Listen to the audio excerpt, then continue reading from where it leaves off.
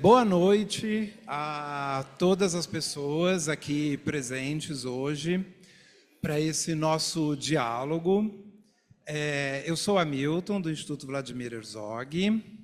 Eu estou de camisa azul, calça cinza, de óculos.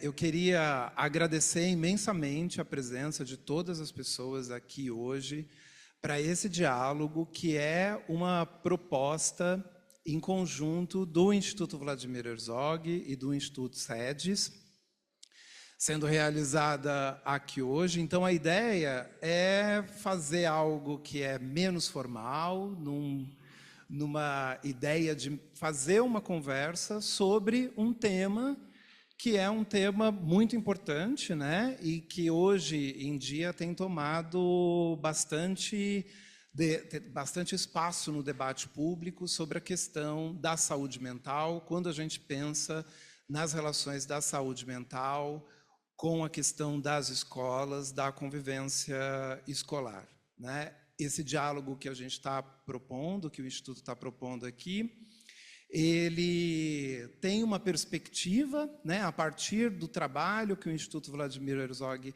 tem feito ao longo dos seus 15 anos, e especificamente no campo da educação em direitos humanos nos últimos 10 anos, e o tema da saúde mental no trabalho que a gente tem feito com escolas públicas, sobretudo aqui, em parceria com a Secretaria Municipal de São Paulo já há 10 anos, é um tema que nos convocou a debater este tema a partir da perspectiva da educação em direitos humanos, né?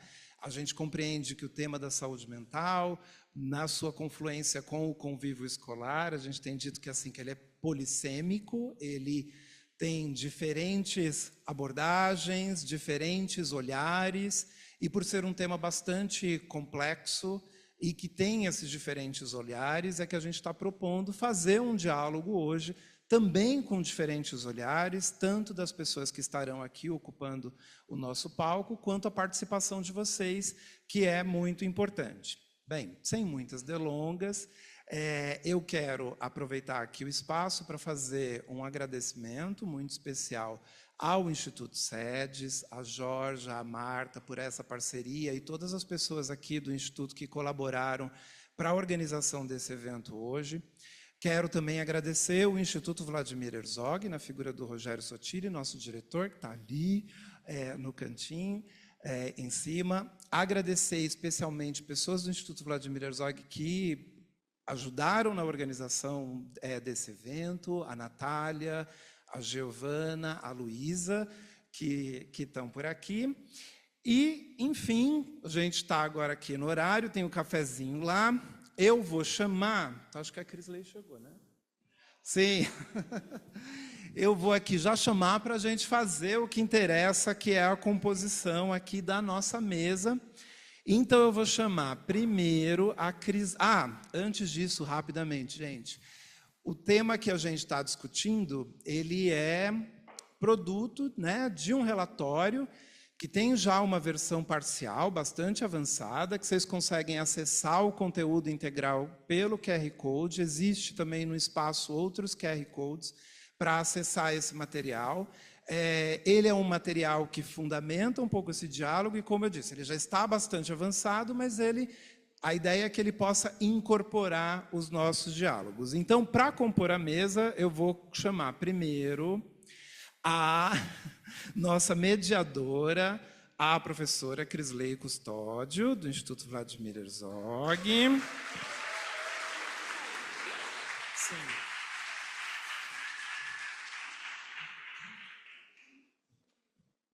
Então, dando sequência aqui, chamar a professora Adela Güller, é isso? Psicanalista, por favor. A professora Adela, que é psicanalista, formada em psicologia na Universidade de Buenos Aires, mestre e doutora em psicologia clínica pela PUC de São Paulo, Pós-doutora em psicanálise pela UERJ, ela coordena o departamento de psicanálise com crianças do Instituto Sede Sapiência e projetos de pesquisa. É professora do curso de especialização em teoria psicanalítica na COGEA e PUC e dos cursos de formação em psicanálise com crianças e a criança e a palavra e a linguagem na clínica interdisciplinar aqui no Instituto SEDES e é coautora de diversos livros. Muito obrigado, professora. Chamo aqui para compor a nossa mesa a Ana Paula Macella.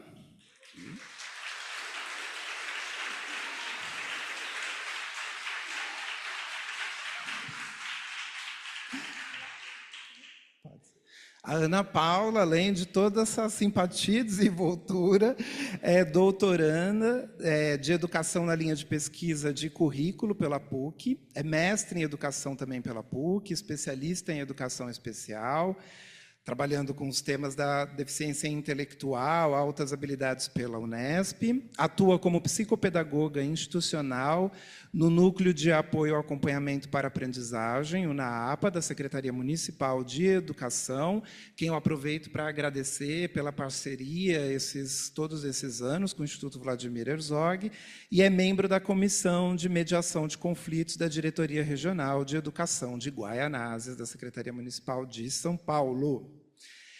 E, por fim, para esse diálogo, chamo aqui para compor a mesa o professor Christian Dunker.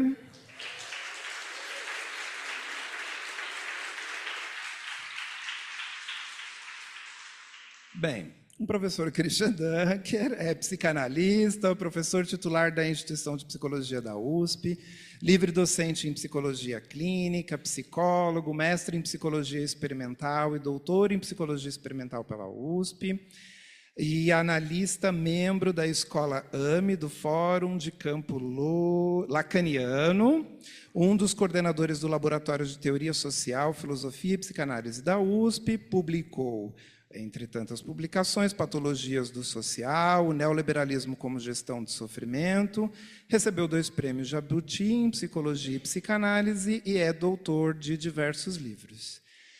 Muito obrigado pela participação aqui de vocês. Então, que a gente possa ter uma noite com um excelente diálogo. Boa noite, obrigado.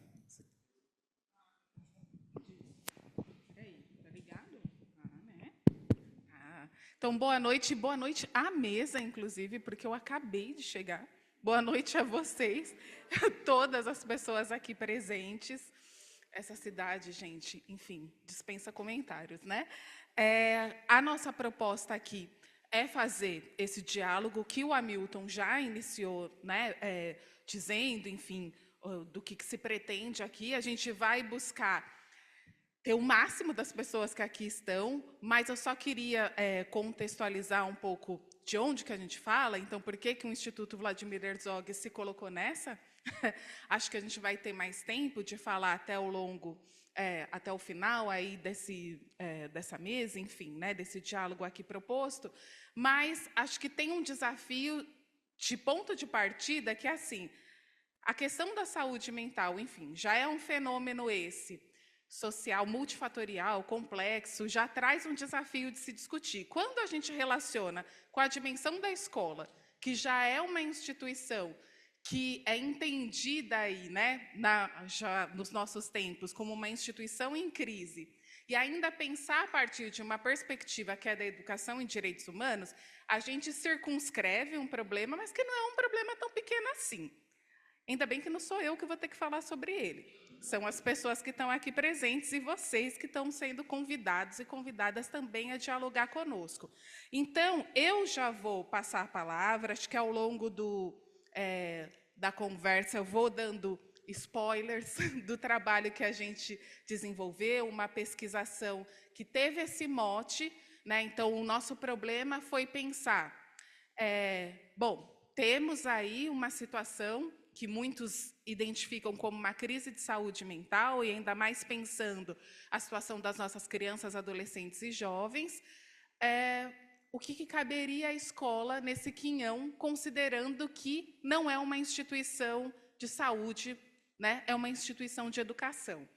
Não é um problema fácil, mas para a gente já entrar na conversa, eu vou, né, pedir para a Adela, não vou falar seu sobrenome, tá, Adela?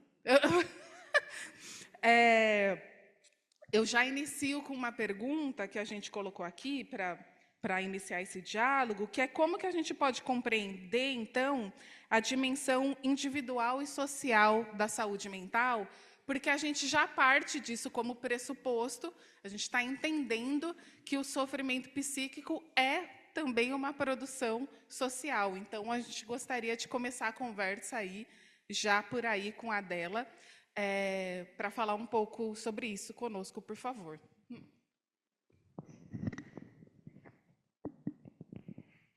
Obrigado, boa noite a todos. Vamos lá encarar esse desafio e essa pergunta complexa.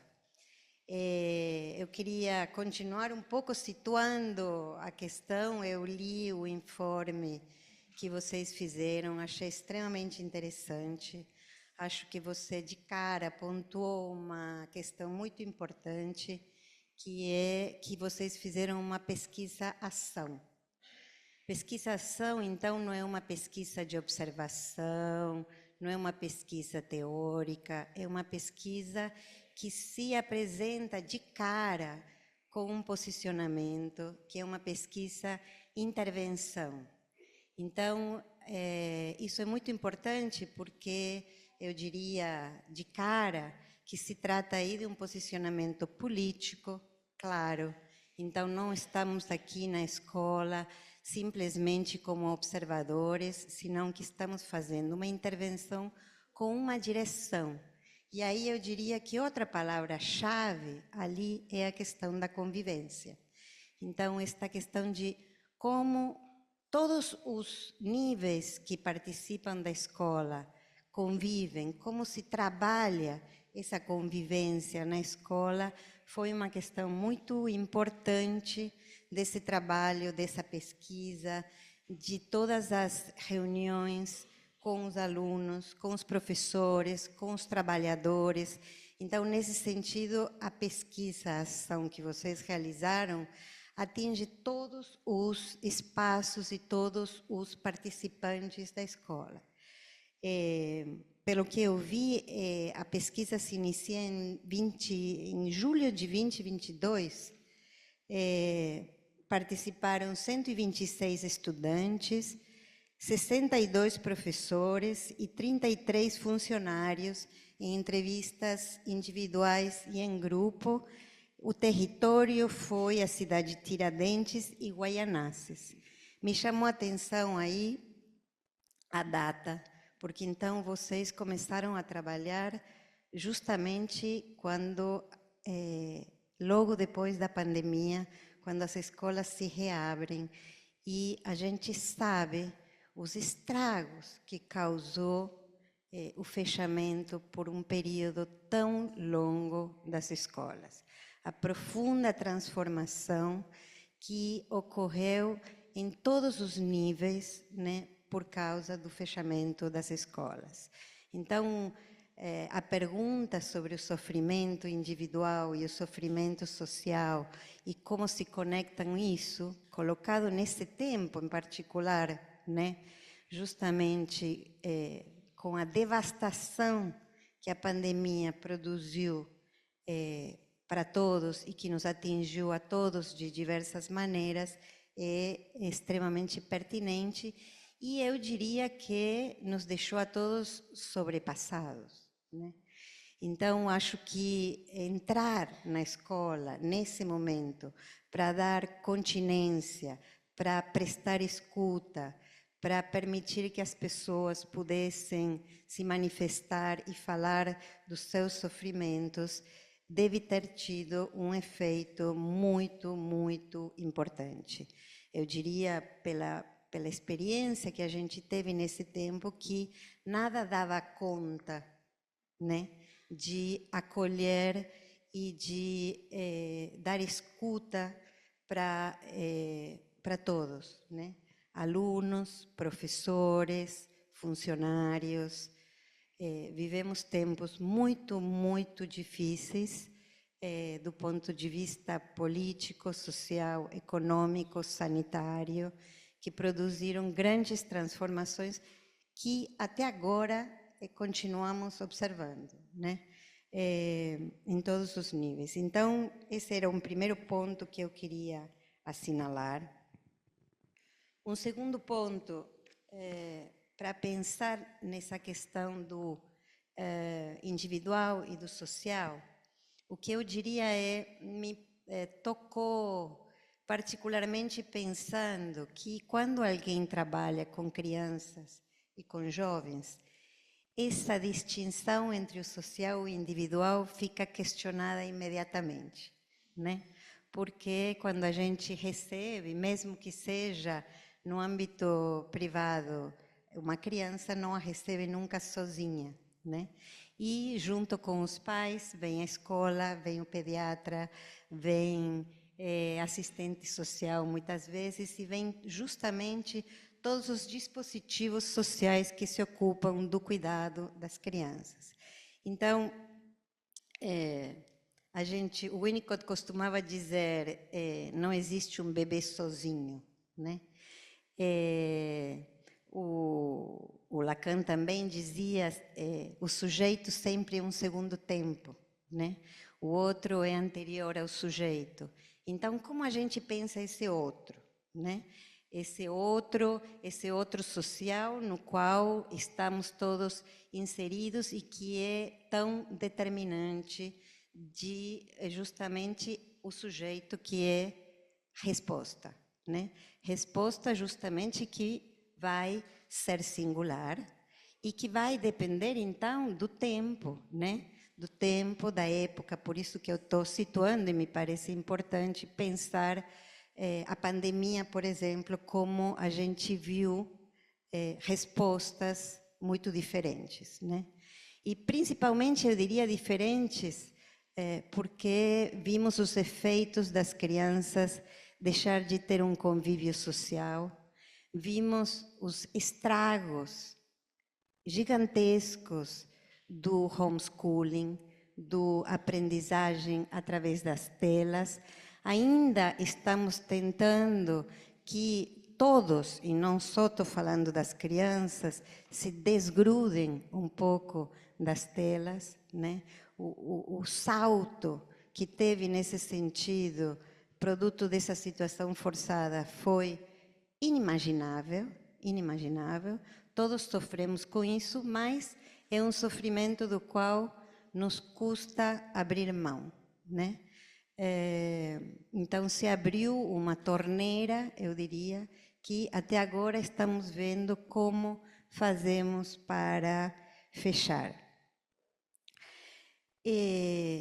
Eu achei muito interessante também, na pesquisa que vocês foram fazendo, como nesses diferentes encontros, vocês conseguiram ir escutando diferentes questões colocadas, então, pelos adolescentes, pelos jovens, pelos professores, pelos funcionários. E, nesse sentido, me parece que cada dispositivo permite dar visibilidade e permite fazer audíveis questões diferentes. Então, nesse sentido, para não desconsiderar, porque eu acho que assim, eu tenho que falar um pouco das questões individuais, mas eu quero destacar que o que eu achei mais importante da pesquisa é o efeito desmedicalizador e despatologizador que tem um tratamento social do sofrimento.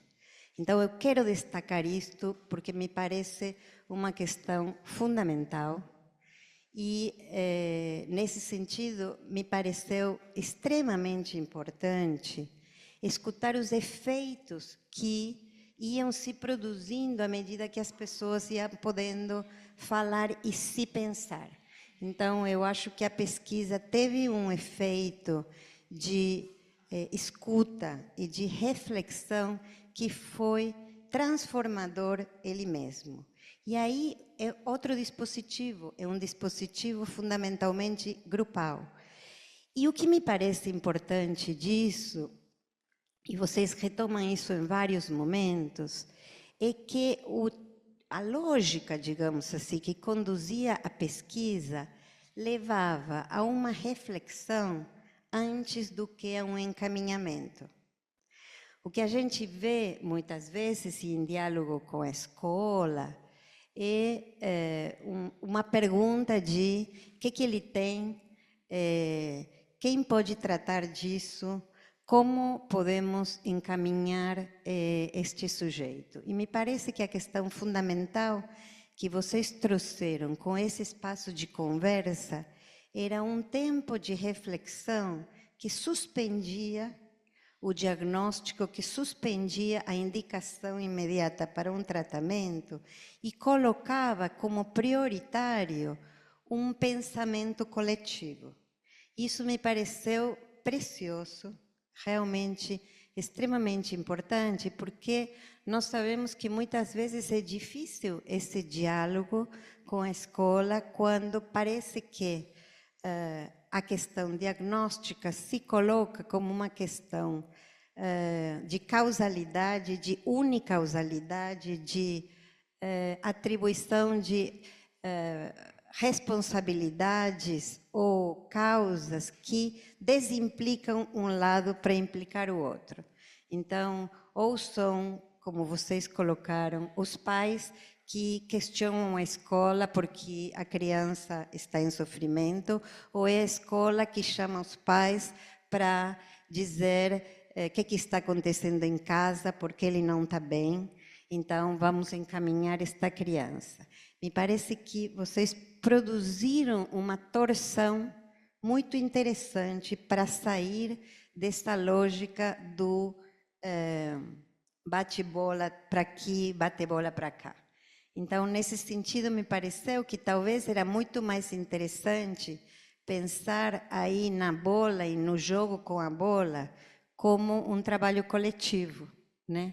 Então, pensar no time. Então, temos que pensar como são essas fronteiras, né? O coletivo e do individual. Que lugar tem a escola aí, né? E a escola tem este lugar extremamente particular, extremamente importante, de ser algo intermediário entre o lugar de casa, o lugar íntimo, o lugar do familiar e, eu diria, o espaço completamente exterior, né? É claro que este lugar intermediário é um lugar que vai se construindo, né? E que, às vezes, se apresenta para as crianças e para os jovens como um ambiente hostil, ameaçador, como justamente um ambiente não seguro, digamos assim. Mas as falas mais bonitas que aparecem na pesquisa das crianças são as falas em que eles falam de quando a escola é sentida como uma casa, quando eles sentem que têm pouco tempo para brincar e que querem mais horas de pátio, quando eles falam que a escola é um lugar onde eles podem se divertir, onde eles podem ser felizes, onde eles encontram pessoas queridas, né?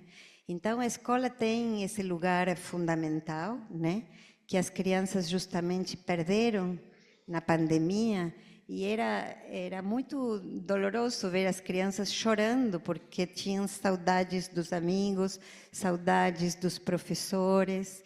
Lembro sempre de uma criança pequenininha, que tinha muita saudade do amigo, então a mãe falou, vou ligar o telefone e vou te fazer falar com ele através do celular. E aí as duas crianças de 3 anos ficaram falando um pouquinho, aí desligaram o celular e o menino começou a chorar copiosamente. E a mãe falava assim, mas você falou com teu amiguinho? E ele falava assim, mas agora eu tenho mais saudades do que antes. Então, olha, desde uma criança muito pequenininha, vejam que importância, né, do encontro com o outro, né, da mão solidária, da mão amiga, né, que se mostrou tão importante, né, mais importante ainda, a gente dá muito mais valor quando faltam as coisas, né, a psicanálise diz isso. Então, quando a escola faltou, nós soubemos do fundamental desse espaço, né? E vimos também, eu falava que as crianças em casa, mesmo com os pais trabalhando em casa, estavam em quadros que pareciam de hospitalismo, porque os pais estavam, mas não estavam, né? Então, este é um problema que vocês também mencionam aí, né, da questão das telas, né? Então, o que é este estar com o outro, né? Que não é estar, né? Então, aí nós vemos este recorte individual, que não é individual também, né? De cada um estar com seu aparelhinho, né? E estar com outros que não estão, né? Então, a gente tem visto as crianças num estado de profunda solidão, né? E a escola, nós sabemos que é um dispositivo fundamental para curar, de alguma maneira, a solidão das crianças e dos jovens, né? Um espaço fundamental, então, de convivência, de aprendizado, de respeito, um lugar importantíssimo, como vocês sublinham, de pertencimento, né? Agora, esses valores não vêm dados, eles precisam ser construídos, né? E, para isto, a escola tem um papel absolutamente fundamental que precisa ser trabalhado uma e outra vez. Porque o que nós sabemos, e vocês trouxeram isso também de maneira muito importante, é que a gente tem que lidar com os excessos, com as faltas, com as violências, com o exercício excessivo do poder de uns sobre os outros, e tudo isso requer mediação. Mediação do professor, mediação dos funcionários, um trabalho árduo que recomeça uma e outra vez e que é fundamental de poder ser elaborado, suportado, sustentado muito antes dos encaminhamentos. Então, acho que eu queria destacar essa questão. É claro que os encaminhamentos são importantes, digo isto para fechar, porque muitas vezes as pessoas precisam de um espaço para ser escutadas individualmente, para poder pensar e se pensar num lugar mais íntimo, né? Mas eu quero voltar a destacar a importância fundamental dos professores, dos coordenadores e dos funcionários como figuras que marcam a vida das crianças de um jeito extremamente importante. Nós muitas vezes não sabemos quanto, mas é fundamental dar muito valor para esse papel que todos os que estão na escola têm. Então, eu queria dizer isso.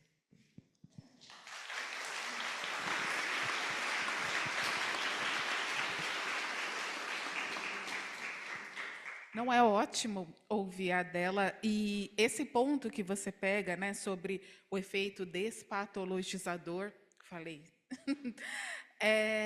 para a gente era muito importante, porque há uma relação que a gente sabe, historicamente viciada, entre educação e o campo psi, que era algo que, inclusive, vinha como uma demanda das pessoas ali, que atuam na diretoria regional, como a Ana Paula, no NAAPA, enfim, de dizer, bom, essa relação viciada de que a escola identifica a questão, né? Identifica o problema e encaminha, não nos parece que seja o nosso papel, que não está restrito a isso.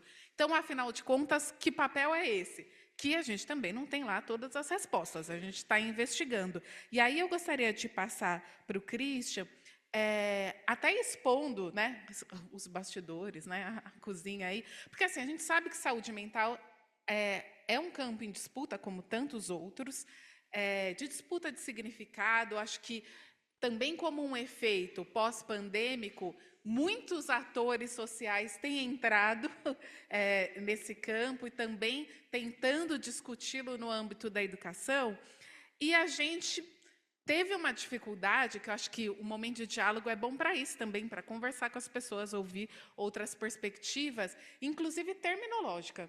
Então, assim, óbvio, a gente usa saúde mental porque é um conceito que comunica. Mas a gente começou tendo como problemática, falando assim, bom, a gente quer falar da produção social do sofrimento psíquico.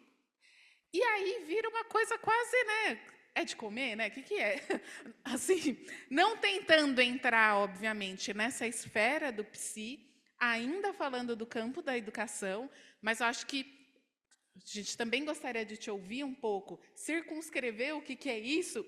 Claro, né? 10 minutos, né? Diga aí o que é sofrimento psíquico, claro que não.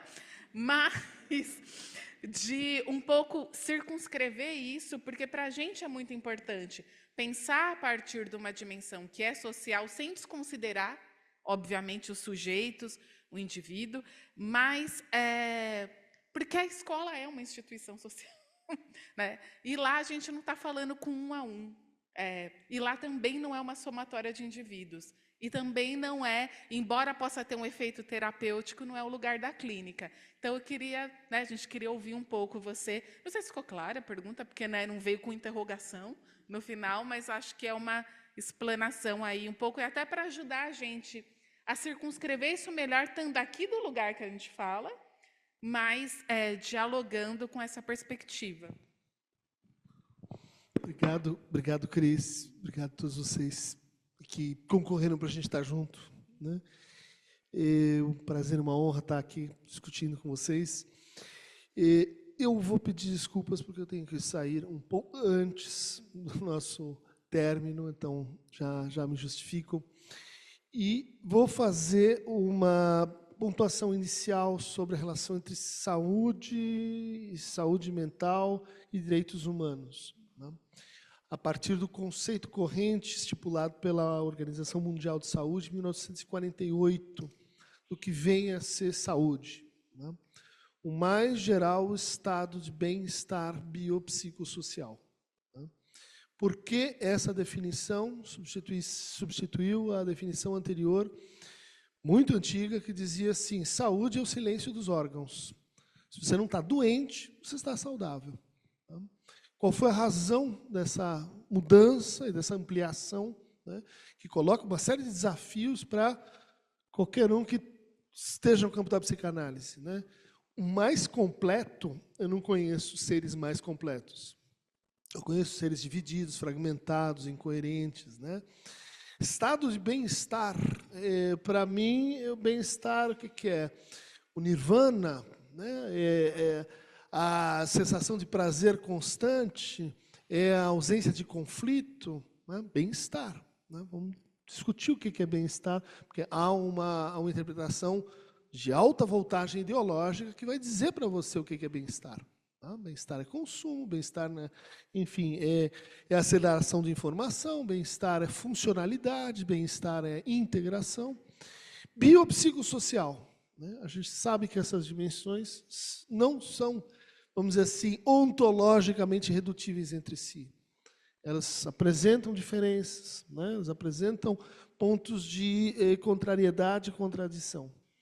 Bom, por que se formulou uma versão assim tão ampliada do que vem a ser a saúde?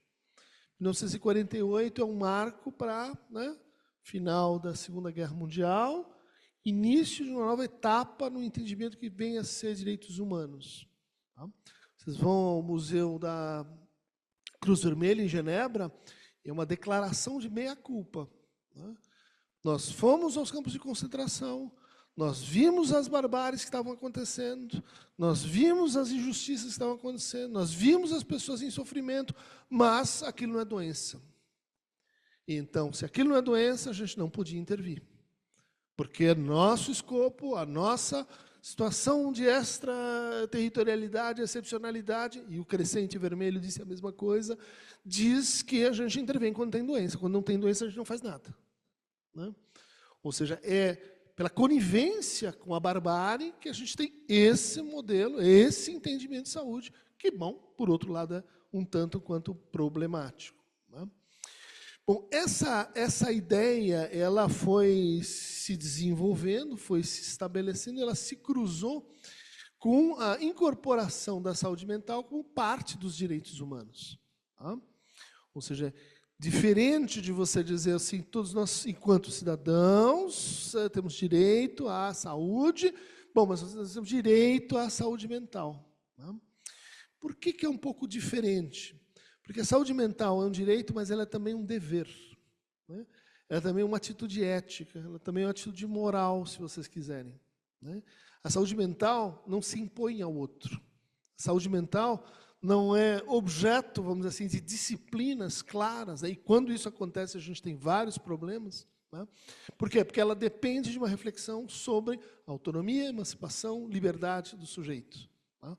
A gente sabe disso quando, bom, se debate dia a dia com aquela pessoa que precisa de terapia. Não, obriga ela a fazer terapia. Vai lá, prescreve terapia. Dá certo isso?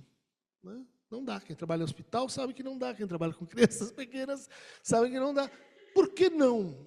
Eu posso prescrever penicilina, vacina, e eu sou a favor da prescrição de uma série de coisas, mas eu não consigo prescrever saúde mental da mesma forma. Né? Isso pode ser apurado por dois eventos que são, curiosamente, assim, contemporâneos. E os dois vêm da década de 70, do início da década de 70, quando a gente tem a Revolução Psiquiátrica, a Reforma Psiquiátrica Americana, né? E dentro dessa reforma aparece um conjunto de diretrizes que ainda estão, vamos dizer assim, em vigor e que, de certa forma, chegaram ao estado de exaustão, ineficiência e, vamos dizer assim, incapacidade de enfrentar o nosso estado de coisas, que nos leva a falar uma crise global de saúde mental. Né? Quer dizer, quando começou e do que ela é feita? Ela é feita de um determinado programa que tem um início definido e que encontrou um certo apogeu e que hoje encontra-se sob questionamento amplo, geral e restrito. Esses dois fenômenos, né? Então, primeira reforma, né? O que se depurou dessa reforma? Né? Sai psicanálise, né? Até então psicanálise e psiquiatria viviam um casamento semi-harmonioso, né? Nós vamos redefinir o que são as doenças mentais. Em vez de chamá-las de doenças mentais, nós vamos chamá-las de transtornos, disorder. Tá? Esse é um fato muito importante, porque a maior parte das pessoas entendem que os transtornos mentais são doenças. Manda para o médico. Né? É a mesma coisa. Não é. Não é, e essa palavrinha, você falou em terminologia, ela é um acordo para a gente chegar assim, em algo que merece tratamento, exige intervenção, merece escuta, mas não é exatamente uma doença. Uma doença tem início definido, curso regular, desenlace mais ou menos previsível. Uma doença tem biomarcadores, alterações no nível dos tecidos, células ou funções anatômicas. Nada disso se encontra para os transtornos mentais. Vocês sabiam disso? Que nenhum dos 400 transtornos mentais possui qualquer marcador biológico. O senso comum não pensa isso, o senso comum não sabe disso, o senso comum trata o transtorno como se fosse doença. E espera, de forma, vamos dizer assim, razoável e vamos dizer assim, com toda a compreensão, que a gente tem exames, que diga, bom, você tem uma ansiedade, então eu faço um exame e eu constato, sei lá, um aumento de enzima, eu posso dizer essa pessoa está sofrendo de ansiedade ou está sofrendo de depressão porque eu tenho um exame de biomarcador em cima. Nenhum dos transtornos possui e é capaz de entregar isso. Durante 50 anos nós esperamos, porque a promessa era muito forte, era muito tentadora. A pesquisa, as descobertas em neurociências eram muito sugestivas. A gente vai encontrar, a gente não encontrou.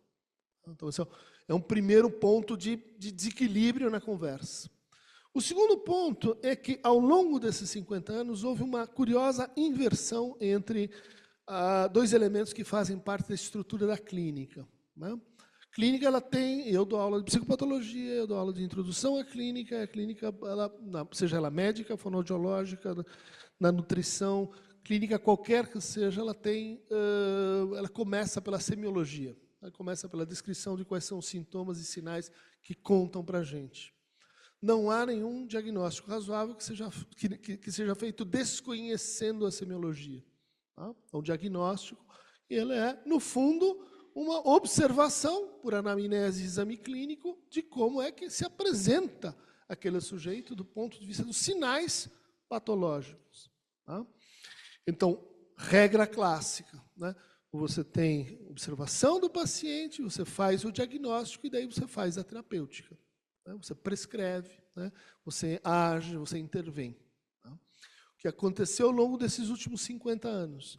Descobertas muito importantes, né, nas 5 principais farmacologias que a gente tem, né, para os transtornos mentais, em todas elas, né, transtornos de humor, calmantes, antipsicóticos, né, descobertas sem precedentes na história da psiquiatria.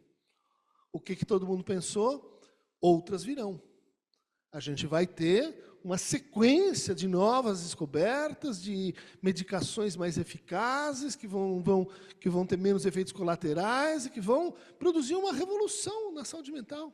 Né? Nós vamos conseguir curar as doenças, antes doenças, agora transtornos mentais. 50 anos se passaram, as patentes venceram, e hoje os antidepressivos são os mesmos e eles curam 30% menos do que curavam 40 anos atrás. Expliquem vocês como é que uma mesma substância cura menos 40 anos depois. Né? Então, a gente tem uma crise da potência dos medicamentos. E, junto com isso, o que aconteceu? Uma inversão entre terapia e diagnóstico. Né? As pessoas chegam com diagnósticos feitos por elas mesmas, feitas pelo seu colega, a maior parte das prescrições de medicação psiquiátrica no Brasil não é feita por psiquiatras. É feita por cardiologistas, dermatologistas, feita por clínicos gerais, quando não, a alquimia que cada um consegue encontrar, de repor as receitas e etc. Tá bom. Então, este diagnóstico ele é feito como? Bom, disponibilidade, né, no discurso social, que me permite, então, reconhecer, né, isso e aquilo, e você primeiro medica e depois diagnostica. Não funcionou, muda a medicação. Por quê? Porque o diagnóstico é outro. Ou seja, a gente tem uma perversão, a gente tem uma alteração da estrutura elementar da clínica clássica. Próximo problema é, durante esses 50 anos, aconteceu uma virada dentro da medicina como um todo. Começou na cirurgia plástica, e foi se estendendo por todas as áreas, chegando à saúde mental. Antes disso, qual era a ideia? De que fazer uma terapia era levar, como disse o Lacan, aquele corpo de volta à situação anterior. Né? Você tem uma doença, né? Você trata a doença, ela volta para o estado de saúde. Né? Bom, essa medicina clássica. De 50 anos para cá, surgiu a medicina de enhanced. Enhanced quer dizer assim, de melhoria. Hoje, você tem próteses, órteses, você tem uma série de recursos que fazem com que alguém desempenhe melhor aquilo que não está desempenhando no seu estado normal de funcionamento. Se você tomar Ritalina, você vai tirar 8 na prova. Se você não tomar, você vai tirar 6. O que você prefere? 8 ou 6? Isso chama-se doping, gente. Isso chama-se... e pode ser feito por vias legais, semilegais, alternativas e assim por diante. O processo correlato que a gente enfrentou, no caso do Brasil. Anos 70, depois nos anos 80, a gente olha para as nossas escolas e o que a gente percebe é um processo que eu duvido que alguém não tenha lido a respeito aqui, escrito pela minha querida professora, Maria Helena Pato, chama-se Produção do Fracasso Escolar. Como é que se dava a produção do fracasso escolar? Você tinha exames que detectavam uma pequena perturbação no occipital esquerdo, que não tem uma potência diagnóstica clara, mas estava lá no cérebro, e, portanto, isso naturalmente explicava que aquele sujeito não aprendia matemática, porque ele tinha um desvio, ele era neurodivergente, ele tinha uma coisa que eu podia comparar ele com a média, e ele não estava na média. É claro que ele devia, então, ser objeto de um suporte especial, classes especiais. Parte desse processo estava lá o psicólogo aplicando testes e dizendo, sim, pelo HTP, pelo Macover, pelo VISC, pelo VAIS e etc.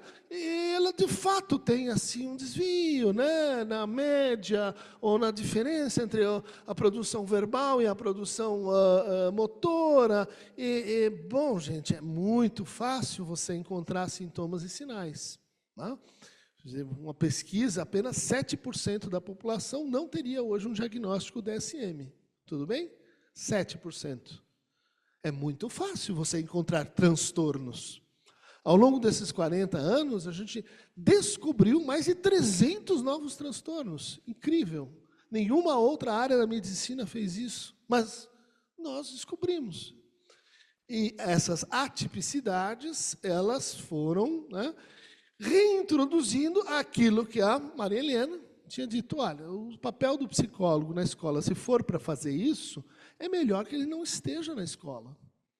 O papel do psicólogo for individualizar conflito social na escola, é melhor que ele não esteja na escola. Se o papel do psicólogo na escola for, vamos dizer assim, patologizar aquele que tem um desvio, uma diferença, uma dificuldade, seja lá de estilo cognitivo, de aprendizagem, é melhor que ele não esteja na escola. E assim o Brasil produziu uma situação um pouquinho diferente quando a gente olha para isso e compara com Chile, Argentina, Colômbia, os Estados Unidos, países onde a relação per capita, né, de psicólogos nas escolas é muito maior. Ou seja, em nome de uma boa crítica, a gente produziu um Estado que foi se desdobrando e foi impondo uma relação de outro tipo das escolas com a saúde mental, até que a gente tem o quê? Inclusão. Ótima prática, uma política excepcional, colocou todas as crianças na escola, né? E onde está a mediação para essas crianças que estão incluídas? Quem teve uma diretriz que seja jurídica para entender o que faz um acompanhante terapêutico? Quem pode ser acompanhante terapêutico? A mãe pode? Zero. Zero. Então, a gente tem uma política, de novo, ótima, né, bem feita, com uma aplicação que produz efeitos iatrogênicos. Bom, neste contexto, o que a gente está assistindo hoje, né, uma crise global, né, da saúde mental e uma dificuldade radical de articular a saúde mental nas escolas. Né? Por quê? Porque, como discutia com uma psicóloga na Califórnia, ela dizia, olha, Cris, aqui nos Estados Unidos se formou um negócio chamado Pipeline from School to Jail, que é o próximo capítulo nosso. Né? Pipeline é o cano que leva da escola para a cadeia. Né? Porque você começa tendo que a medicação compulsória, o policial em cima, o policial pegando as infrações do adolescente, dali a pouco ele está no sistema prisional. Nós estamos fazendo algo análogo com essa nova forma de medicalização, onde, para concluir, a gente está na escola e a escola, no fundo, tem uma relação com aquilo que não é o distúrbio, que vem antes do distúrbio, que vem antes do transtorno, e que ninguém quis discutir por 40 anos. Ninguém tinha nenhuma categoria para dizer o que acontece antes da depressão, o que acontece antes da ansiedade, o que tem antes de um autismo que seja. Ninguém queria discutir isso. Por quê? Porque discutir isso é discutir etiologia. E como a gente não tinha uma etiologia clara, a gente não vai fazer discussão disso. O que a gente está propondo, 40 anos depois? Gente, vamos olhar para o que tem antes do transtorno. E o que tem antes do transtorno é o sofrimento. O mundo aqui usou a expressão sofrimento psíquico, mas ela é bastarda. Ela não vai estar lá no código. Você só pode ser reconhecido como um caso de transtorno mental se você tiver um transtorno mental. Se estiver sofrendo, procure um padre, um pastor, procure alguém outro, porque sofrimento não faz parte, não é categoria básica de saúde mental. E é isso que a gente advoga. É isso que a gente disse. A gente quer saúde mental como direito e como dever, né? Dentro das escolas, a gente precisa abrir-se para o tratamento social do sofrimento. Não podemos ter a mesma atitude dos médicos da Cruz Vermelha que chegavam num campo de concentração e diziam: olha, eu não sei o que está acontecendo aqui, não é doença, então não é da minha alçada. É da nossa alçada. É e sempre foi. Porque o sofrimento não é prerrogativa de especialista. Todos nós temos o nosso pequeno equipamento para lidar com o sofrimento. Próprio, para começar, e do outro para ir em frente. Ou seja, na escola, enfrentar o sofrimento é 3 condições básicas no território. Ou seja, parar de... Só existe um problema de saúde mental quando eu vou encaminhá-lo para fora. Quando ele já não é mais meu. Só existe um problema de saúde mental porque saúde mental está lá, é outro departamento. Isso é burocratização, né? Isso é excessiva institucionalização, isso é fechar os olhos para o fato de que antes de ter um transtorno mental, aquela pessoa estava sofrendo. E o sofrimento ele tem 3 características diferentes dos transtornos. O sofrimento se mostra em estrutura de narrativa, ou seja, você precisa de tempo para escutá-lo. Em segundo lugar, o sofrimento ele é covariante, correlativo de atos de reconhecimento. Né? Se eu te reconheço como alguém que está sofrendo, isso altera o teu sofrimento. Se eu te reconheço como alguém que tem uma depressão, isso não altera a tua depressão. Né? Em terceiro lugar, o sofrimento impõe uma lógica transitivista do ponto de vista de afetos. Ou seja, quando a gente está sofrendo, o sofrimento pega, ele é contagioso, por isso que a gente não quer escutá-lo. Ou por isso é tão difícil escutá-lo. E é difícil escutá-lo porque a gente não despacha o sofrimento com um nome. Depressão, vai em frente. A gente precisa escutar uma história. Para escutar uma história, você precisa de tempo. Para ter tempo, você precisa que o seu coordenador não esteja enchendo a sua paciência de relatórios. Para você poder ter aquele tempo morto de o que está acontecendo no recreio, o que está acontecendo no corredor, o que aconteceu naquela classe, tem um incidente lá. Ou seja, a atitude burocrática, ela vai dizer, isso não é da minha alçada, chama o psicólogo. E aí, junto com o psicólogo, vai vir a Maria Helena Pato dizendo, vamos voltar nisso de novo? Por quê? Porque a produção do fracasso escolar pode acontecer fora da escola, e é o que está acontecendo hoje. À base de pareceres, protocolos, laudos, e todo tipo de empresariamento do sofrimento da saúde mental. Ou seja, quanto custa um ABA? Quanto custa um Denver? Quem pode pagar? Vamos agora acrescentar um elemento que é Instagram.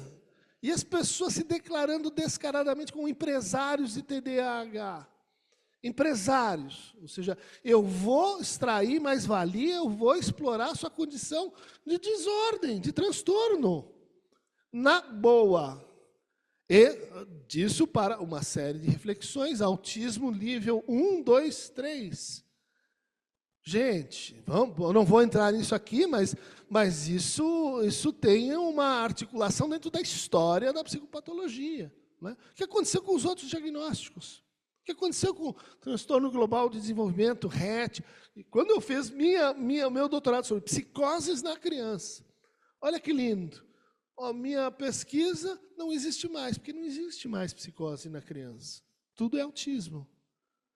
Além de tudo, vamos dizer assim, roubar na clínica, né? Quer dizer, criar diagnósticos convencionalistas que não exprimem, que não discutem as razões pelas quais aquela pessoa está sofrendo daquele jeito. Bom, então, para concluir, uma escola que queira acolher saúde mental antes de se transformar num pipe school, from school to hospital psiquiátrico, precisa poder escutar, precisa poder estabelecer políticas de escuta, espaços seguros de escuta, brigadas de escuta, escutadores que às vezes já fazem essa tarefa espontaneamente e não são reconhecidos como tais. Precisamos de políticas de escuta nas escolas. Isso significa mais tempo, isso significa pessoas qualificadas, mas não necessariamente. Existem bons escutadores que são professores de matemática, são professores de história, são professores de geografia. Foi essa política, esse discurso sobre saúde mental que introduziu para vocês essa desautorização, que diz assim, vocês não entendem nada sobre isso. Manda para nós. Nós devolvemos. Você não entende nada sobre o sofrimento do seu filho, você não entende nada sobre o sofrimento do seu aluno. Você é impotente, não se meta com isso. Passa para cá. Deixa que eu empreito. Isso está errado, gente. Isso é uma operação ideológica. Isso é uma operação que merece crítica. Isso não é desfazer, isso não é minorizar o sofrimento e a condição psicopatológica de muitas crianças que estão aí e precisam de diagnóstico, sim, e precisam de tratamento, muitas vezes medicamentoso. Mas uma coisa é a gente falar disso aqui. Outra coisa é a gente falar disso na periferia, onde o diagnóstico é difícil, onde o tratamento não acontece, onde o encaminhamento é simplesmente exclusão do espaço escolar, da comunidade de aprendizagem. É isso aí.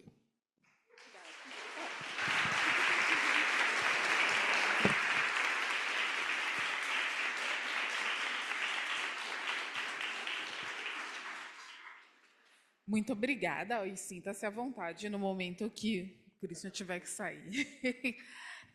Eu vou passar para a Ana Paula. Eu acho que já tem um caldão de coisas aqui, né? Para vocês entenderem muito rapidamente, a Ana Paula foi apresentada e ela esteve conosco ao longo de todo o processo de pesquisação. Eu já passo para você, e eu acho que é importante de coisas que foram ditas daqui, que a gente que está, né, que lida com essa questão da escola, da educação, sabe o quanto que o discurso da carência e da falta nessa relação causal. Então, porque falta alguma coisa, você tem, né, como resultado o fracasso, enfim, o que quer que seja, ele vai mudando, né? Então, antes faltava alguma outra coisa. E aí, nesse lugar da falta, hoje, muitas vezes, a gente identifica isso. Então, falta o diagnóstico, o que é? Falta afetividade, que é o que a gente ouve, faltam tantas coisas que as pessoas vão nomeando. E aí, para passar para vocês, já colocando assim, para a gente ter esse olhar dentro da escola, de pensar as práticas escolares, Ana, quando a gente olha para a questão do sofrimento, acho que mesmo sem... Claro, né, a gente não estava completamente no escuro, mas tinha ali uma noção mesmo, por isso a dificuldade, às vezes, que a gente tinha de usar saúde mental, que é um termo que comunica, é isso, ele comunica, as pessoas entendem do que a gente está falando, mas a gente estava falando de sofrimento, porque quando a gente parte de uma problemática que os professores tudo dizem, os meninos estão se cortando, e olha dela, começou antes da pandemia, que é muito doido, porque isso surge como questão para a gente, ali por 2019, tudo aí que a pandemia atrasou um pouco para a gente iniciar o trabalho, que fala, os meninos estão se cortando. É isso. Menino de 11 anos, de 12 anos, a gente não sabe o que fazer. A gente parte dessa problemática e quando a gente começa a ouvir os diferentes atores, a gente percebe que a situação de sofrimento, quando a gente vai para a escola, a gente olha para os meninos, mas isso aparece na fala de todo mundo que está ali.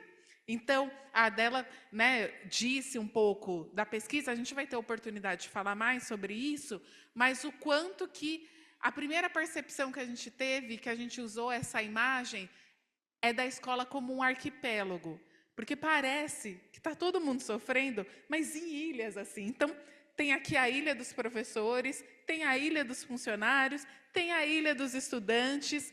E aí, Ana, eu queria, né, que você, enfim, pegasse aí por onde você quisesse e que falasse um pouco sobre as práticas escolares, de como estão pensando deste lugar da escola, da potência dessa instituição, que é a instituição que chega a todas as crianças e adolescentes.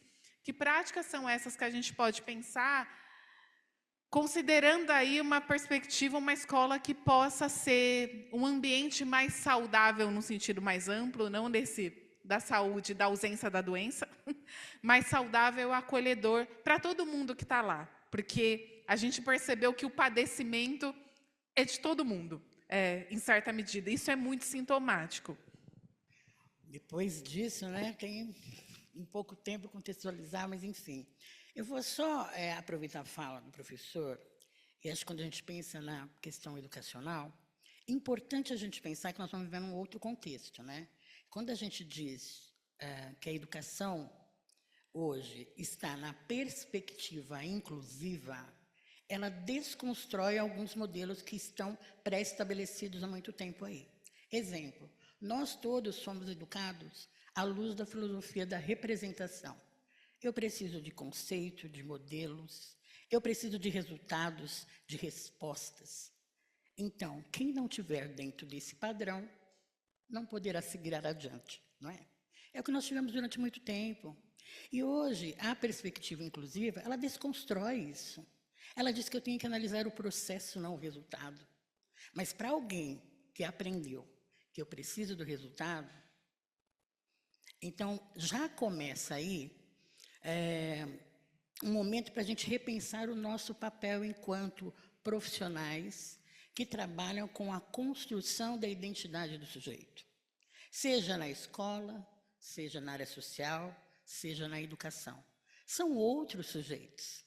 Eles têm garantido por lei o direito de estar lá. Durante muito tempo, isso não era nem pensado, né?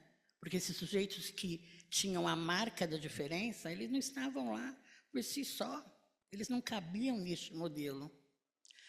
E se a gente pensar na questão das violências, das vulnerabilidades, da extrema pobreza, das doenças crônicas, também a evasão se dá porque eu começo a perceber que eu não posso estar ali. Porque eu quero um sujeito que foi desenhado por uma sociedade. Olha lá o fracasso escolar.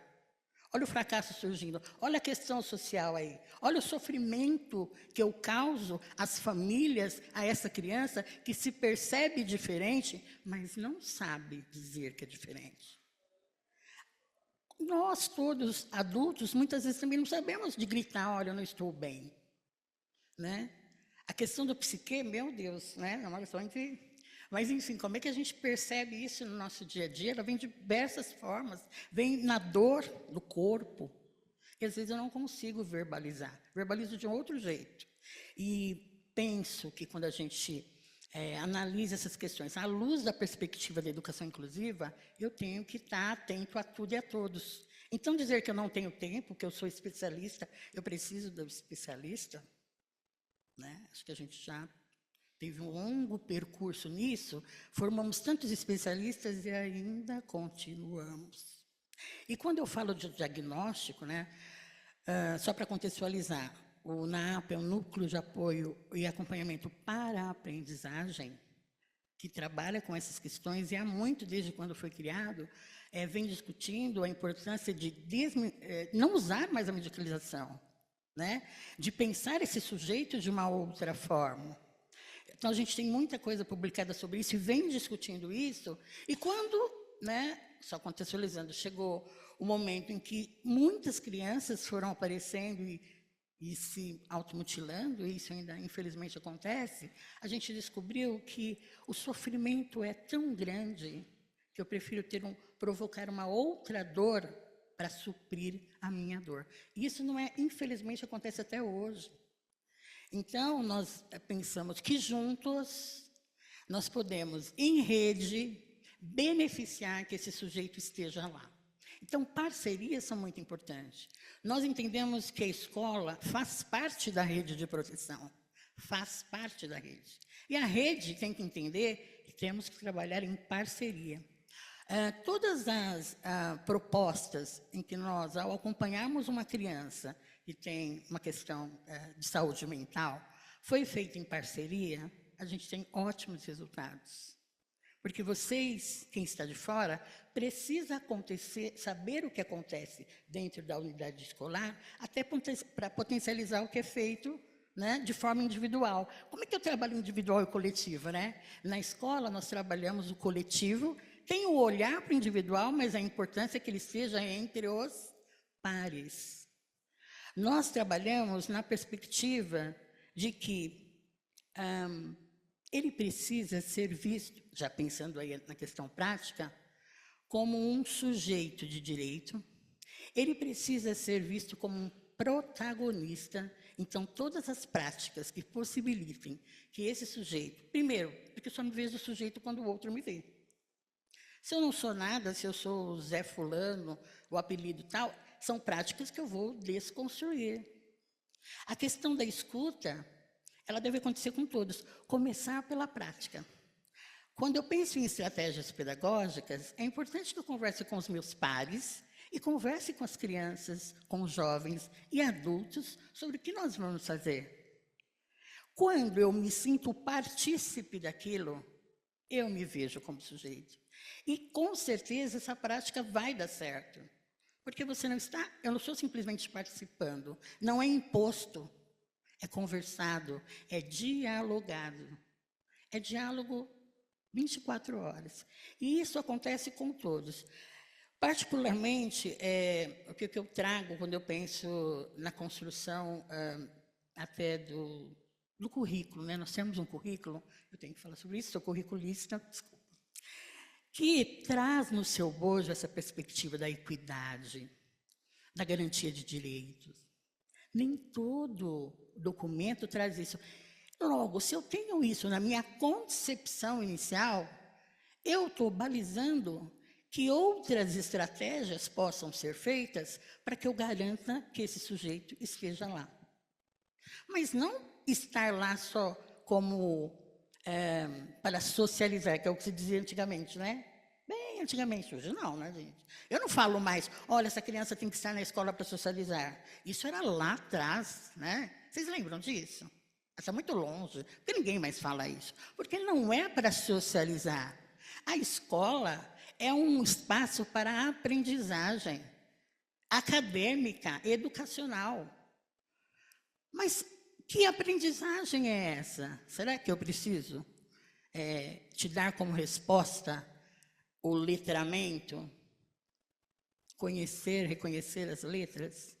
Será que a minha condição, quando eu penso de saúde, vai determinar para que serve o laudo, né, gente? De repente o laudo diz a condição dele é essa. E aí, o que eu faço com o laudo que eu esperei 6 meses? 1 ano. Então, a perspectiva inclusiva nos trouxe isso. Eu tenho que olhar para esta, como sujeito. E, a partir daí, nós vamos fazer o nosso trabalho, que é a garantia de direito, a perspectiva da educação inclusiva para todos, a perspectiva do olhar sensível, essa escuta ativa para todos. Então, a formação, a escuta, ela não precisa acontecer dentro de um consultório ou em determinado momento, mas é no cafezinho. Às vezes, quando eu vou conversar com o coordenador, é ali que acontece o direcionamento. Eu posso ouvi-lo, a gente vai trocar coisas e entender que a escola é um espaço coletivo, em que pese que a gente trabalha a questão da singularidade, a gente fala muito de diversidade, né? É um conceito que está aí. Mas a singularidade também permeia, e eu tenho que conseguir trabalhar as duas coisas. Eu tenho esse conceito de diversidade, mas eu tenho que valorizar a singularidade. Quando eu penso na singularidade, eu vou pensar na proposta e avaliar a tua possibilidade.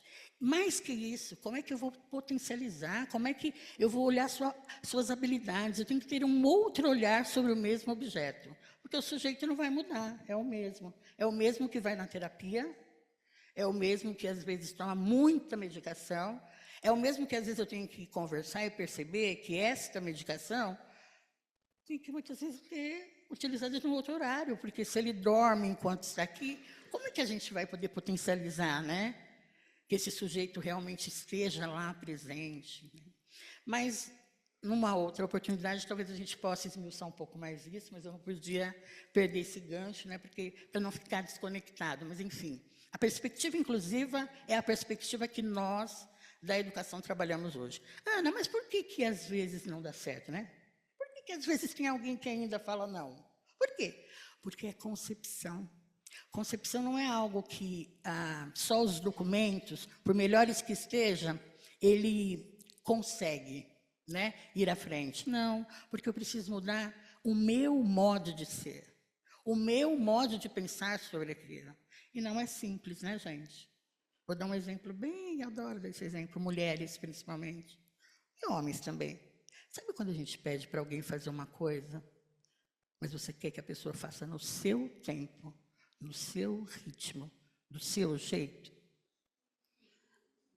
Marido, troca aquilo lá para mim, mas até agora, não dá para ir mais rápido? Lava a louça, aí você olha o copo, mas olha, se fosse para fazer assim, não precisava ser feito. Filhinho, troca a cama. Ah, mas se fosse para fazer assim, isso é todo mundo. Então, se nós continuarmos no nosso jeito, do nosso tempo, as coisas realmente não acontecerão. É um processo. E aí eu tenho que valorizar tudo, né? Hoje ele cospe, ele bate, ele briga. Amanhã ele já não cospe mais, ele já não rasga, ele não briga. E assim se dá o sofrimento também. E aí, voltando um pouco para a nossa pesquisa, por que foi tão importante, né? Nós temos 2 atores aí que nos ajudaram nisso. Primeiro que foi o próprio NAAPA, lá atrás, que em conversa. Eu vou falar algumas siglas, vocês vão entender. A divisão dos Centros Educacionais Unificados e Educação Integral, que é DICEL, dentro dele tem lá um grupo que discute as questões de direitos humanos e tem uma parceria longa com o Instituto Vladimir Herzog. Vários projetos já foram feitos, muitos projetos que estão aí disponíveis. Então, essa parceria foi interessante para a gente repensar, porque nós percebemos que, para além do sofrimento, para além das questões que acontecem lá na escola, eu precisava fazer com que as pessoas reconhecessem que é importante para olhar para o humano e para a garantia de direito. Como é que eu garanto o direito do outro? E mais que isso, como é que eu demonstro para o outro as possibilidades que ele tem de direito? Então, é um exercício. E tê-los conosco, até aumentando a escopo, foi Lajeado, Tiradentes e Guaianazes, porque o território lá é grande. Ter podido participar dessa pesquisa nos fez reforçar que nós estávamos no caminho certo, de dar voz e vez para esses sujeitos. Quando nós demos voz e vez para esses sujeitos, eles começaram a perceber que o que nós fazemos na escola é importantíssimo. É o primeiro passo. Quando eu valorizo esse sujeito, quando eu ajudo a construir a identidade desse sujeito, vou dar alguns exemplos. O protagonismo é importante para esses sujeitos. Como é que eu tenho protagonismo na escola? Nós temos vários projetos em que as crianças, jovens e adolescentes são protagonistas. Nós temos a imprensa jovem, nós temos projetos, os grêmios que são sensacionais. Os grêmios, eles são meninos que, para além de conhecerem e discutir as questões de garantia de direito, eles conversam entre seus pares, eles promovem diálogos, eles trazem discussões de temas que são pertinentes àquele espaço. Eu preciso olhar para o território aonde eu estou. Não adianta eu trazer coisas perdizes e levar para lá, que muitas vezes não vai funcionar. Então, conhecer o espaço, conhecer onde eu estou, conhecer quem são meus pares, favorece esse trabalho. E, finalizando, outra coisa que é importante é reconhecer o protagonismo desses professores. Professores, gestores. Como é que a gente faz isso na escola? Também temos. Nós temos professor nota 10, nós temos o prêmio Direitos Humanos, Por que esse prêmio faz? Ele valoriza todas as ações que trouxeram tudo que foi dito aqui. Quando a gente reconhece esse espaço e consegue colocar aquele sujeito que era invisível como protagonista da sua vida. Então, a gente entende que o conhecimento, ele nos ajuda não a sair do lugar onde estamos, mas possibilita abrir portas a partir de onde estamos. Eu posso até ir, mas é importante também voltar, né? Então, finalizando, eu quero só agradecer a parceria. A gente espera que no próximo ano a gente continue, porque teve desdobramentos, né? Essa parceria. Nós conseguimos, porque lá na região a gente também tem isso que é muito legal, muitos projetos, né, que vão para lá. Nós temos, para além disso, a Comissão de Mediação de Conflitos, que é que é potente, que é forte. Nós estamos fazendo uma formação também junto com o Instituto Vladimir Herzog, porque a gente entende que eu não preciso buscar fora. Eu tenho dentro da escola espaços, grupos que podem discutir os problemas da escola. Eu não preciso terceirizar, em que pese que as parcerias são importantes, mas são importantes para reforçar, valorizar, reconhecer que os atores que estão naquele lugar são suficientemente potentes para descobrir o que precisa para garantir o direito, tanto os direitos quanto a possibilidade da construção do conhecimento desses sujeitos que lá estão. Então, eu agradeço. Vale lembrar que a gente está aqui ainda, né, por mais um pouquinho, se a gente... se vocês quiserem, a gente pode conversar um pouquinho mais até sobre o trabalho que a gente realiza. E as formações, né, gente, que existem para esses sujeitos. Inúmeras formações. E que, mais uma vez, eu digo, as formações existem, mas eu preciso também pensar que essas pessoas têm concepções e as concepções não são construídas a fórceps. É construída dia a dia. É isso. Obrigada. Gente, não, primeiro, né, eu vou agradecer o testemunho para a nossa igreja, estou brincando. Não foi combinado, foi ela. A gente tem aqui um tempo para conversar. Eu sei que sempre a gente gostaria de conversar mais, mas acontece, é o tempo que temos. E aí, vamos fazer... Eu vou pedir para vocês, por favor, para quem quiser fazer perguntas, enfim, comentários que sejam assertivos. Quem quiser fazer alguma pergunta, levanta a mão, leva o microfone. Enquanto vocês se inscrevem, lembrando, para acessar, tem o QR Code aqui espalhado, que tem a pesquisa na íntegra, que foi citada aqui, né? E de reforçar esse trabalho, que essa pesquisa é fruto de um trabalho de muitos anos, acho que vale a leitura. Queria dizer, para ficar, né, que vai ter bolo, mas não vai ter bolo. Fica só porque é gostoso da gente conversar. Oi. Eu queria perguntar para a Ana, como é que a gente, ou para vocês, né, na verdade, como é que a gente envolve os pais, que também fazem parte dessa comunidade escolar, nesse olhar de compreensão do sofrimento e menos diagnóstico e menos estereótipos para os próprios filhos, né? Porque eles têm, eu sinto que tem uma necessidade de achar um nome para aquilo que o filho tem. Como é que a gente envolve mais os pais? Mais alguém que a gente já faz uma rodada. Vai passando. Você depois. Vai lá,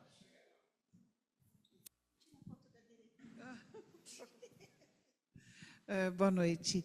Eu gostaria de saber de vocês o que vocês pensam sobre essas questões na educação infantil, que estamos nos deparando desde as crianças, desde os bebês, chegando para nós nas escolas, né, dos 6, já com esse diagnóstico, vamos dizer assim, pronto, né?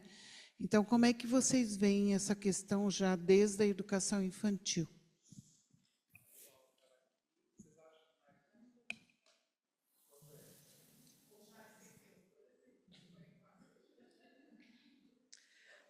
A minha questão é com relação à concepção do sofrimento, né, que vocês estavam falando, que é o que vem antes desse nomear de diagnóstico, enfim, né, da gente nomear esses transtornos, como o Christian falou.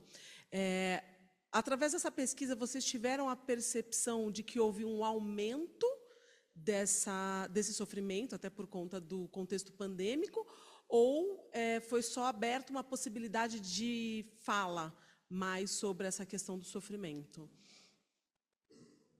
Vamos deixar as três, que são bem complexas. A questão da família, né? Eu acabei não pontuando. A família é importantíssima nesse processo, né? Então, restabelecer vínculos, a gente trabalha muito nessa perspectiva. E é importante que a família seja parceira. Aí a pergunta que se faz, né? Eu preciso explicar o que é o contexto educacional hoje.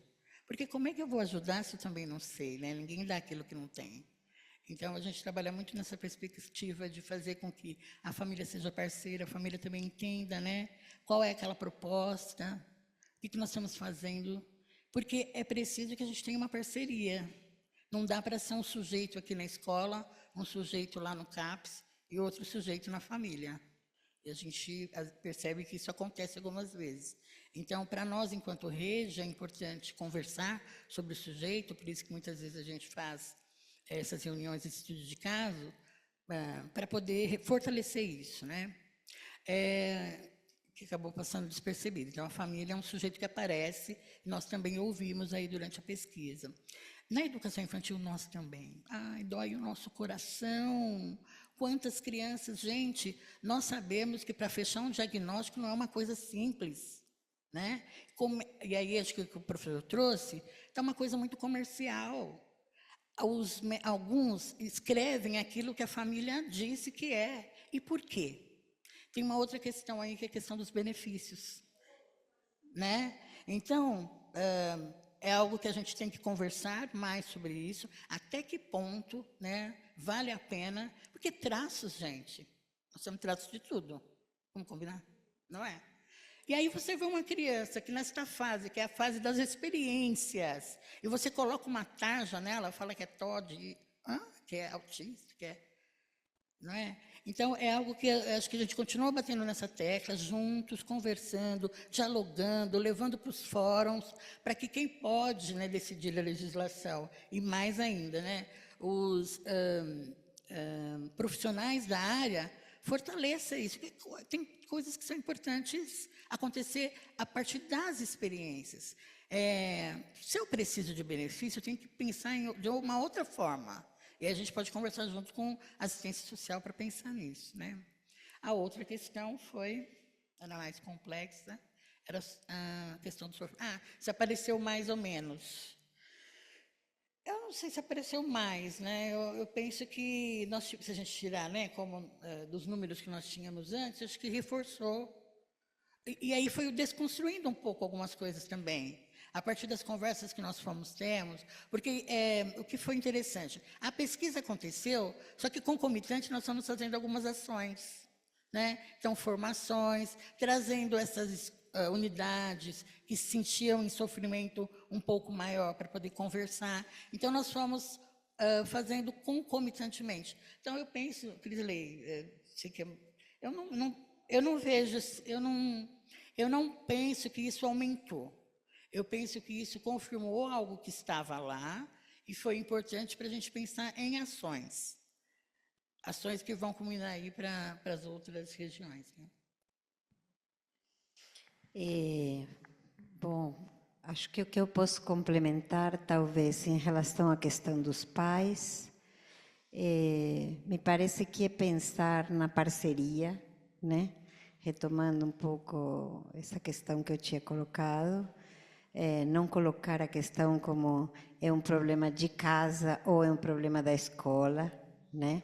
Não se trata de passar a bola de um lado para outro, muitas vezes os encaminhamentos têm essa característica, então temos que pensar no trabalho conjunto, né? Temos que pensar em trabalhar como uma equipe, incluindo aí os pais, né? Por eles junto da escola, trabalhando junto, né?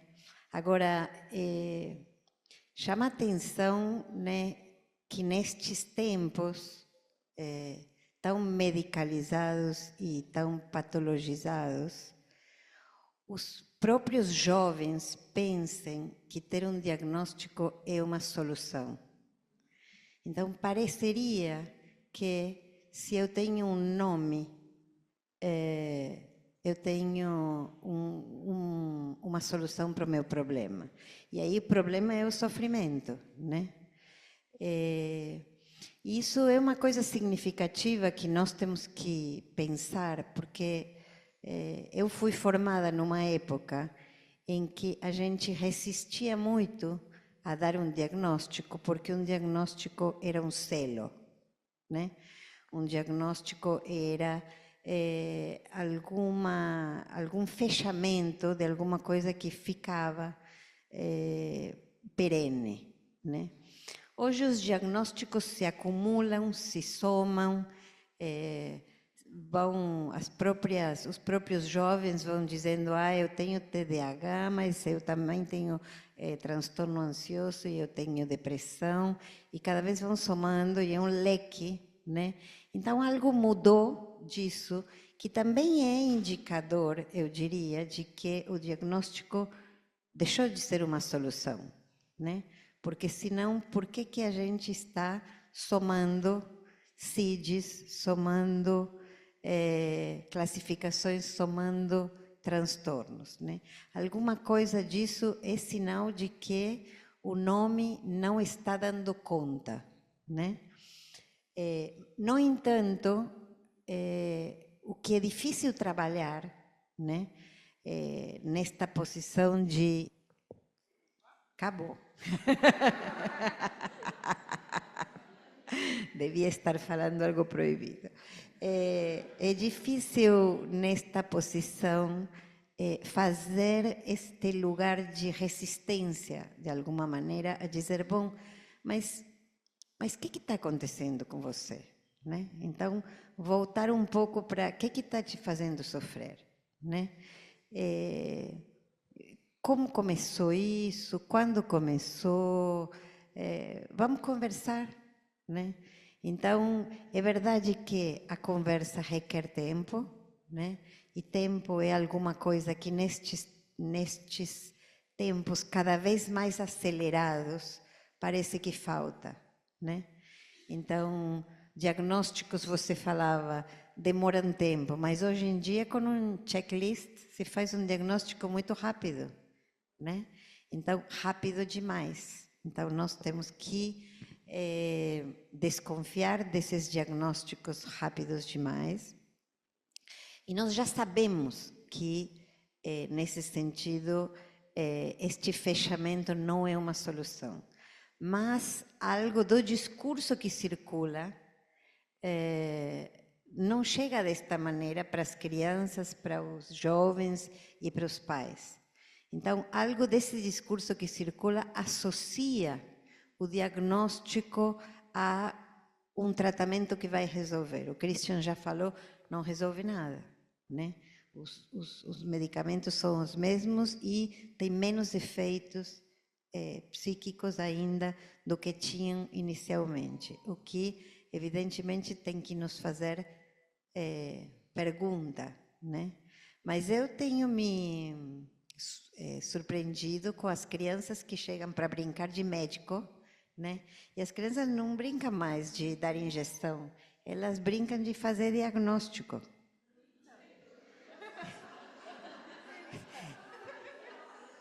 Elas querem me diagnosticar, elas me fazem uma lista de perguntas. Então, nisso as crianças são maravilhosas, né? Porque estão nos mostrando o que está acontecendo. Elas podem fazer diagnóstico, né? É só saber ler o questionário e preencher com X ou 0, né? Então, a isto que nós temos que fazer questionamento, que nós temos que poder interrogar, e não é fácil, né? porque é alguma coisa que rola como uma força compressora violentíssima, né? Então, para começar a falar de que está acontecendo, temos que atravessar muitas barreiras antes, né? As pessoas querem a resposta e a solução. Eu pensava que o Christian falava da lógica do bem-estar, né? E eu queria lembrar, o Freud escreveu o mal-estar na civilização, né? Então, nós falamos de mal-estar e nós, nesse sentido, temos que fazer este contraponto com esta ideia de que é possível, né? Um estado de bem-estar sem falta, sem sofrimento, sem dores, sem tristeza, que tudo pode ter uma pílula para suavizar, acalmar, aquietar e, de alguma maneira, que é o que os jovens nos dizem, insensibilizar. Porque é isso que eu escuto dos jovens que tomam medicação psiquiátrica muitas vezes. Eu estou melhor, mas não estou sentindo nada. Então, as coisas parecem que passam longe, não me chegam, né? Então, isto é importante, né? Que tipo de sujeitos a psicofarmacologia está produzindo, né? Às vezes parecem zumbis, não é por acaso que os zumbis estão tão na moda.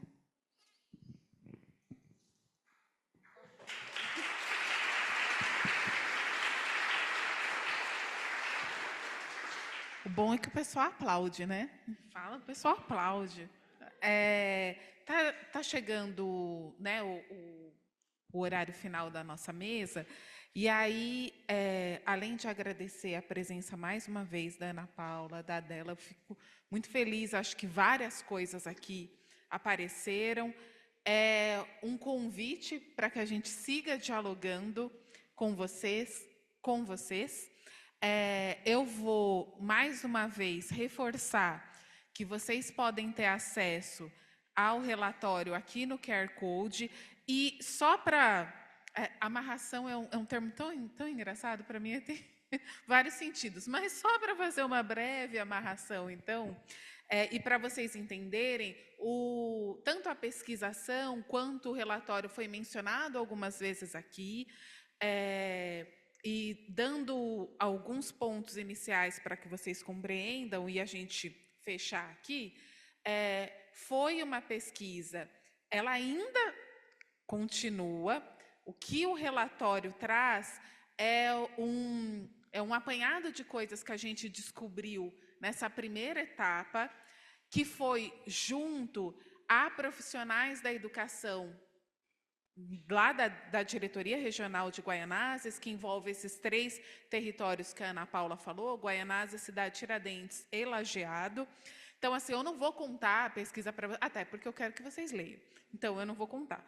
Mas, para adiantar algumas coisas e chegar na sua questão sobre o sofrimento ou não, então foi um processo longo, e quando a gente fala de pesquisação como metodologia, é que, de fato, a gente chegou com um problema que surgiu de lá, inclusive. Então, assim, não foi assim, ai, nossa, muito complexo o mundo, vamos pensar aí. Essa problemática veio das pessoas ali daquele território, que era, diante, enfim, de tudo que está acontecendo nas escolas, tudo isso antes da pandemia, em 2019, era de pensar, bom, temos uma questão, os meninos cada vez mais se automutilam, apresentam ideação suicida, e a gente, obviamente, a gente não sabe o que fazer, eu não sei o que fazer, é desesperador.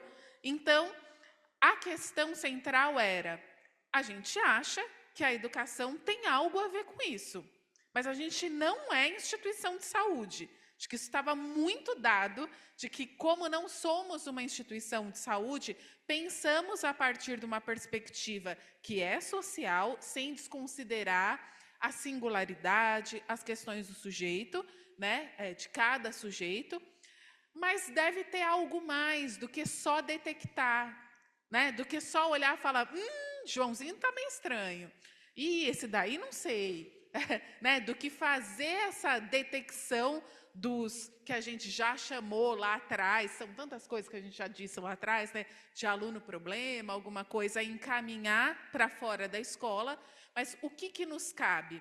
E a partir desse problema, nós tivemos reuniões, num GT, muitas reuniões, formadas por equipes gestoras de escolas do território, com representantes do NAAPA, que a Ana Paula estava aqui, e outras pessoas da diretoria para pensar.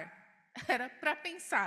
É esse tempo que é tão difícil nessa lógica, né, da sociedade de massa, de fazer formulário, de entrar no sistema, um tempo de qualidade para parar e discutir sobre a realidade, sobre o que aparecia. Tanto é que as nossas discussões começaram a partir de causos. Então, assim, conta aí para nós. Que causos que acontecem lá no dia a dia, que são emblemáticos para vocês e que, de alguma maneira, representam, né? Tem esse potencial de ilustrar essa questão do sofrimento lá na escola. A gente começou daí, tá? Não foi do conceito, não foi da teoria, isso foi no processo. Começamos daí, e aí tem toda uma lógica aí que vocês podem ver no relatório, que a gente passou do causo para detectar que conflitos então que surgiam, o que aqueles causos eles diziam sobre conflitos ali no dia a dia da escola. Do conflito a gente foi pensar que sofrimento que ali aparecia, para depois pensar nas ações que as escolas já faziam e no que a gente poderia fazer. Então, foi um percurso que eu acho que é importante dizer que foi formativo por si, para todas as pessoas que ali fizeram parte, né? Então, muito mais do que chegar a resultados, você me perguntar o que a gente faz, eu falo, amor, sei lá. Não, a gente continua discutindo. Claro, a gente tem pistas, não é tão assim.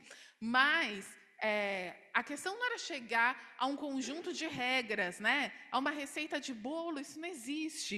E aí a gente descobriu algumas coisas no meio do caminho que eu só vou assinalar para que vocês tenham mais interesse ainda de ler. Eu já falei isso, que além do grupo de trabalho, a gente fez grupos focais com estudantes, com profissionais, né, outros funcionários das unidades educacionais, com professores, escuta. E aí? E o que ficou evidente é que a escola parece, né, como imagem, como metáfora, um grande arquipélago, porque as pessoas se dizem, boa parte delas, não todas, em sofrimento, mas parece haver uma dificuldade de reconhecer ou identificar o sofrimento do outro grupo. Então, parece que está todo mundo aqui, numa ilhazinha. Claro que eu estou generalizando, vocês vão lá e leiam. A gente também descobriu que as causas que as pessoas atribuem para o sofrimento são muito similares, mesmo mudando de escola para escola. E posso já dar spoiler para vocês, porque a pesquisa continuou em outros territórios, foram feitas escutas de estudantes, de funcionários, de professores, e as causas sempre são muito parecidas. E que causas são essas que ganham maior forma na fala dos estudantes? São sociais. Para eles têm muita clareza que situações de discriminação, situações de preconceito e situações de violação de direitos produzem sofrimento. Tá? Às vezes eles têm mais clareza do que a gente que é adulto, tá? Na fala deles, então há excertos da fala dos estudantes e que isso aparece com muita força. A gente também descobriu, mapeando as ações, porque as escolas fazem um monte de coisa, gente. Por favor, né? A gente não pode reforçar essa lógica do discurso da carência também para a educação pública. Não, as escolas fazem muitas coisas, e muitas coisas legais. Só que aí virou um grande problema. A Neide está ali, ó, ela sabe, um grande problema para a gente, e a Anne também, que está ali, que era de falar assim, tá bom, mas as escolas fazem um monte de coisas muito legais. A gente conheceu as escolas, a gente viu, a gente pisou lá. Um monte de escola legal pra caramba. E porque parece que tem uma desconexão, uma dissociação do que as pessoas identificam ali. Então, muitas coisas feitas para o público-alvo ao qual ela se destina, as pessoas não reconhecem aquilo, né? E continuam falando, não, porque nada acontece, não sei o quê. Há uma percepção assim, de que as coisas estão muito ruins. E aí a gente tem pistas. E algumas pistas têm a ver com fazer para as pessoas, não tem o mesmo sentido de fazer com as pessoas. Parece tão óbvio, mas eu juro para vocês que não é. Não é mesmo. As pessoas atribuem sentido quando elas se sentem pertencentes daquele processo. E isso caminha só para, e agora eu encerro mesmo, para algo que é muito importante quando a gente fala da perspectiva da educação e direitos humanos, de que eu acho que é uma questão cultural da educação, de modo geral, e que tem sido reforçada nessa lógica da sociedade que a gente vive, do consumo, da sociedade de massas, que é um processo de individualização muito forte. E essa instituição, que tem uma potência do coletivo tão grande, ela se vê cada vez mais minada em pessoas assim, que aí é um grande arquipélago, não de grupos, mas cada um é uma ilha, né? Ou um átomo, ou sei lá o quê. E, a partir dessa dificuldade cada vez maior que a gente tem de pensar a escola como um coletivo, num território, porque não existe abstração de escola, a gente está falando de uma escola que está num lugar que é formada por determinados sujeitos, algo aparece também, e que aí nessa nova fase, talvez não apareça com tanta força neste relatório que vocês estão tendo acesso agora, são coisas que a gente continua vendo, que dois sentimentos, duas questões são muito marcantes. Uma é a ideia de solidão, e que a gente chega a ela porque a gente fez um processo agora de escuta das famílias, que foi maravilhoso, e foi lá em Guaianazes. Vieram coisas preciosíssimas, que aí quando a gente marcar o próximo, quando a gente lançar o próximo relatório, vocês vão descobrir. A ideia de solidão e da parte dos adultos que estão na escola, uma sensação de inoperância, que também é brutal. Então, as pessoas olham e falam, de fato, a vida desses meus estudantes podem ser muito terríveis em relação às vulnerabilidades, a tudo isso. E parece que eu não posso fazer nada nem para mudar a condição social e também uma sensação de incapacidade exatamente por conta desse discurso de que, não, você não é psicólogo, você não é psiquiatra, ou sei lá o quê. Então, essas duas coisas produzem muito sofrimento quando a gente vai para a escola. Tanto a sensação de solidão, de estar todo mundo só, inclusive os meninos, né? Como uma sensação muito forte de inoperância. E aí, para finalizar, eu trouxe, sim, eu fiz isso, eu falei que ia finalizar em 3 minutos, se vocês acreditaram, problema de vocês. Eu trouxe um excerto, muito obrigada, Dé. Daqui, já que o Christian falou de 1948, do Origens do Totalitarismo, que é um livro de 1948, né, pós Segunda Guerra Mundial, em que a Hannah Arendt fala da solidão como uma das principais condições pré-totalitárias. Ela não está falando do regime totalitário, porque o regime em si havia acabado, mas das condições pré-totalitárias. E eu vou encerrar com isso, vou ler para vocês. Ela diz assim: o domínio totalitário como forma de governo é novo no sentido de que não se contenta com o isolamento e destrói também a vida privada.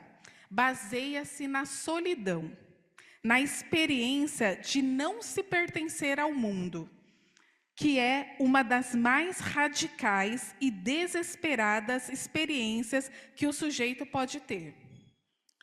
A solidão o fundamento para o terror, a essência do governo totalitário e para a ideologia ou a lógica, a preparação de seus carrascos e vítimas, tudo isso tá atribuindo a solidão.